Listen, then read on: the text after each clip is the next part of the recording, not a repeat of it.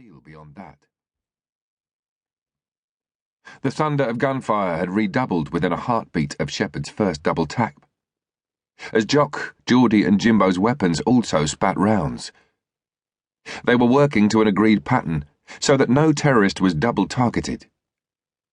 It would take a terrorist less than a second or two to get their wits together and start shooting their captives. They had to be dead before that could happen. Unable to see anything in the darkness but the muzzle flashes as each shot was fired and deafened by the constant drumroll of gunfire, the hostages remained frozen into panic-stricken immobility while a stream of live rounds passed within inches of their bodies. Within seconds, every terrorist target had been eliminated, and none of the hostages had so much as a scratch on them. Had one of them been hit, the consequences would have been almost incalculable, but the SAS commanders had such confidence in their men's skills that there was never a moment's hesitation before committing them to action, no matter how difficult the mission might be, and whatever the potential risks they might face. It was what the SAS trained for on a daily basis, training that had them expending thousands of rounds a year. Shepherd remained prone on the floor for another few moments, his gaze sweeping the room, his Browning pistol still cocked and ready until a siren sounded and the lights in the room came up. The SAS men got to their feet and stripped off their goggles. They began checking each of the 12 terrorist targets, the dummies positioned at various places in the building, making sure that each had been hit with a double tap. They then ejected the magazines from their weapons and counted off the rounds fired against the targets hit. Shepherd smiled as he completed the count. "We could make it our specialist subject on Mastermind," he said. 24 hits and no misses. Jock waved away Geordie, the patrol medic, as he tried to carry out his usual post-contact check to see if anyone was wounded.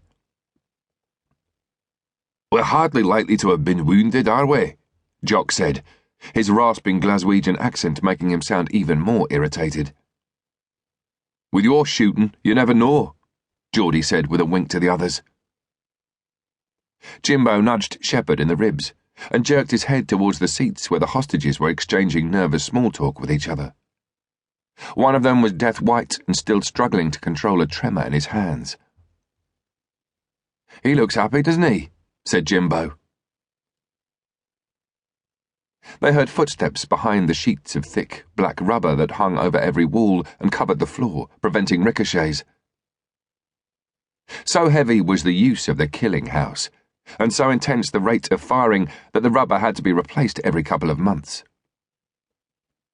2 of the sheets were held apart, and the CO and a party of staff officers and dignitaries who had been watching the demonstration from behind the bulletproof glass of the observation room in the wall high above them filed into the room. The CO inspected the terrorists, all of which now had 2 neat holes drilled in the centre of their foreheads, the target area of choice now that the bad guys were starting to wear body armour. He gave a curt nod of approval, then walked across the room to one of the hostages, who stood up to greet him with a rueful smile on his face. The knees of the man next to him buckled as he began to get up, and he slumped back onto his chair, his face ashen. "Your Royal Highness," the CO said, "I hope you didn't find that too stressful." "Not at all," the Prince said. "It was the most enormous fun, wasn't it, Prime Minister?" The PM's face still had a deathly pallor, but he forced a feeble smile. "Indeed it was, sir." He made as if to stand up, but then thought better of it and sat down heavily again. "Though that is probably enough fun for one day," he added, taking out a handkerchief and mopping the sweat from his brow. The Prince walked over and shook hands with Shepherd and the other members of the patrol. He had a firm grip and looked them in the eye each time he shook. "Thank you, gentlemen.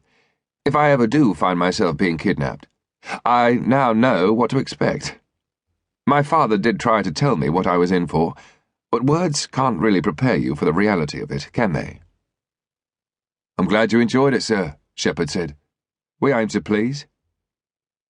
"I thought you aimed to kill," the Prince said, smiling.